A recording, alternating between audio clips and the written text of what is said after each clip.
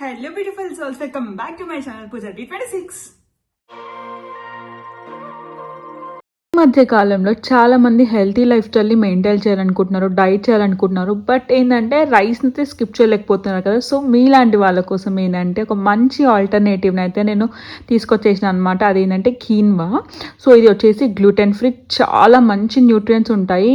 Sugar ఉన్న వాళ్ళని తీసుకోవచ్చు, కొలెస్ట్రాల్ ఉన్న వాళ్ళు కూడా తీసుకోవచ్చు. వై బికాస్ దీంట్లో ఏంటంటే మనకి వైట్ రైస్లో ఉండేదానికన్నా షుగర్ లెవెల్స్, గ్లూకోజ్ లెవెల్స్ అయితే ఉంటాయి చాలా తక్కువ ఉంటాయి.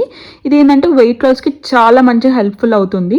సో ఇక్కడ నేనేంటంటే కీన్వా తీసుకున్నాను, ఒక 3/4 కప్ అంతా. నేను ఇది 2 పీపుల్కి అయితే రెడీ చేస్తున్నాను. సో మీరేంటంటే మీకు ఒకరికి తీసుకుంటారు, లేదంటే ఇద్దరికా 4 మెంబర్స్ కానీ దాన్ని బట్టి క్వాంటిటీ రేషియో అనేది చూసుకొని వేసుకోవాలి. ఇక్కడ ఇది ఏంటంటే కీన్వా వచ్చేసి చాలా అంటే చాలా చిన్నగా ఉంటుంది.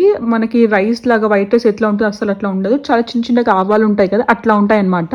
దీంట్లో డస్ట్ వచ్చేసి చాలా ఉంటుంది. మనము వైట్ రైస్ ఏంటంటే ఒక 2 to 3 టైమ్స్ వాష్ చేసుకుంటాం కదా, దీన్ని వచ్చేసి మినిమం ఒక 4 టైమ్స్ అన్న వాష్ చేసుకుంటూ పెట్టుకోవాలన్నమాట.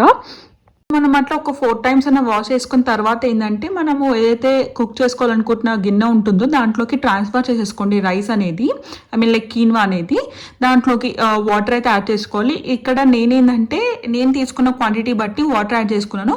మీరు ఏంటంటే 1 కప్కి 2 లేదంటే 2.5 అయితే వాటర్ వేసుకోవచ్చు. నేను ఎందుకు 2.5 అని చెప్తున్నాను, కొంతమంది ఏంటంటే కొంచెం గట్టిగా తింటారు, కొంతమందికి ఏంటంటే రైస్ కొంచెం మెత్తగా ఉంటే ఇష్టం కదా. సో దానికి బట్టి నేను చెప్తున్నాను. ఈ విషయానికి వచ్చేసరికి వైట్ రైస్తో కంపేర్ చేస్తే కొంచెం డిఫరెంట్గా అయితే ఉంటుంది. Same like other rice like black rice, red rice, basmati rice లాగానే కొంచెం డిఫరెంట్గా అయితే ఉంటుంది. కొంచెం స్టార్టింగ్లో ఫస్ట్ టైం తినేవాళ్ళు ఏంటంటే కొంచెం సాల్ట్ యాడ్ చేసుకుని ట్రై చేయొచ్చు, అప్పుడు కొంచెం పర్లేదని అనిపిస్తుంది. తర్వాత వాళ్ళకి అలవాటు అయిపోతుంది అనమాట.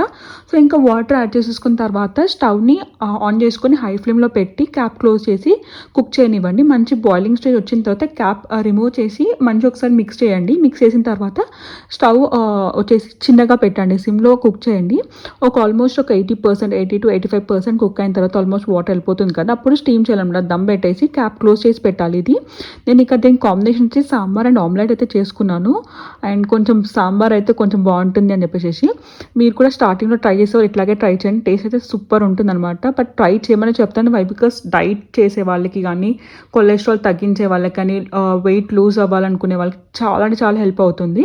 సో ఇలాంటి మంచిగా హెల్తీ రెసిపీస్ కావాలనుకుంటే మాత్రం తప్పకుండా do like and subscribe channel guys. By next video.